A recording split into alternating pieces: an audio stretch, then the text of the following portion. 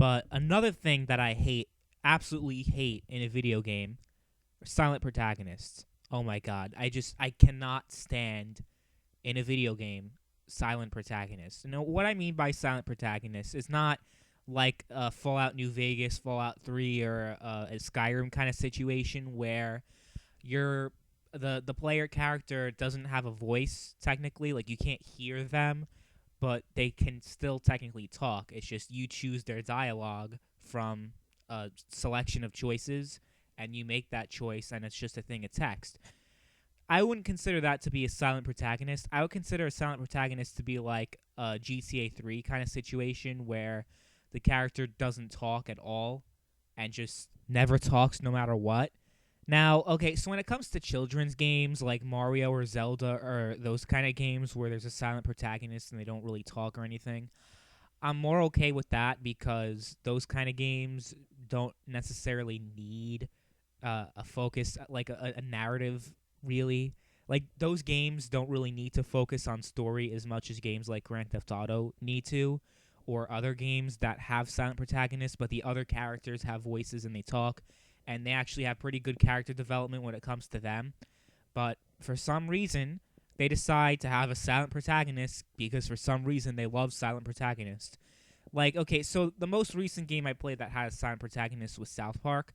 Now, with that game, I was more okay with it because, I mean, it's South Park. Do you really need character development? Do you need that kind of thing for a South Park game? Not really. You just need, the humor was there. It felt like South Park. You didn't really need the player character to talk. You really didn't.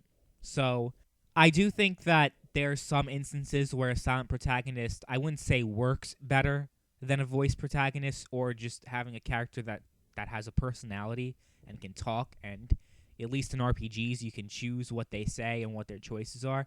That's not, I wouldn't even consider that a silent protagonist. I guess, like, because they would be silent protagonists from a technical perspective. Like, the reason why they're silent protagonists from a technical standpoint, not from a, like, not a what am I looking for? What's the word I'm looking for?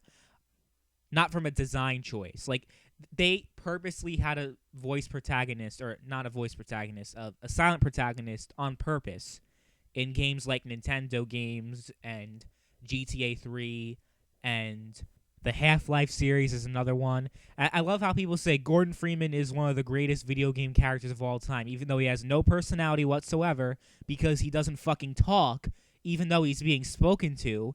It's like, how can you say this is a great character when you don't even know what the character is because they don't fucking say a thing in the entire game. They don't talk. So how are you supposed to know if the character's great or not? Or the main character of any Valve game, the main character in the Portal series, how can you tell if they're a great character? I didn't even know that the fucking Portal character was a woman until Portal 2. I didn't even know anything about the character because there's no reason to care if they don't have they don't talk. They don't have a personality. They don't have a backstory. They have nothing. So when people talk about the greatest video game characters of all time, and they include like Mario or Link or, characters that are any Nintendo character really where they don't talk and they're silent, those are different scenarios, and I do think that they deserve to be on the list only because of their cultural impact, not because they're actually good characters. Just because Mario has had a huge cultural impact throughout the past 3 decades, that not including Mario in the best gaming characters of all time would be just a ridiculous thing. Like, if I were to come up with a list of the top 100 video game characters, Mario's definitely got to be in there. Like, come on. But Gordon Freeman's not going to be in there. Claude from GTA 3 is not going to be in there. Why? Because they have no fucking character at all. The only reason why you're supposed to care about these characters is because you play as them, but I'm sorry, that's not good enough for me to care about them. If that was good enough to care about a character, then I would be all over Bubsy or whatever shitty character you can think of that everyone agrees is shitty, but I don't know. For some reason, people are just in love with Gordon Freeman, even though he has no personality whatsoever. He has nothing because he doesn't talk. And Claude from GTA 3, people think he's cool also.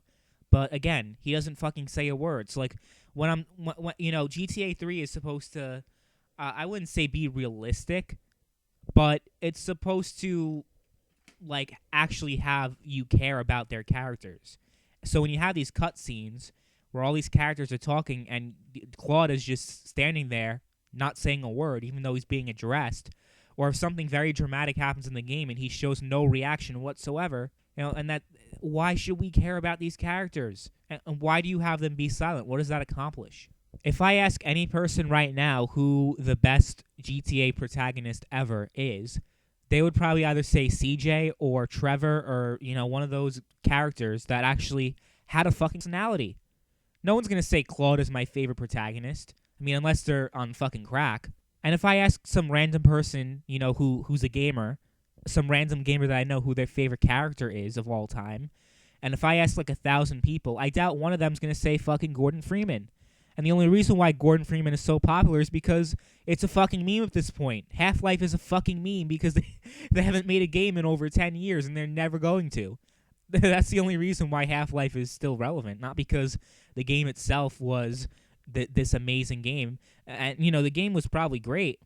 I'm not saying the game was bad, but part of the reason why the game is so legendary is the fact that there hasn't been a new one in over 10 years.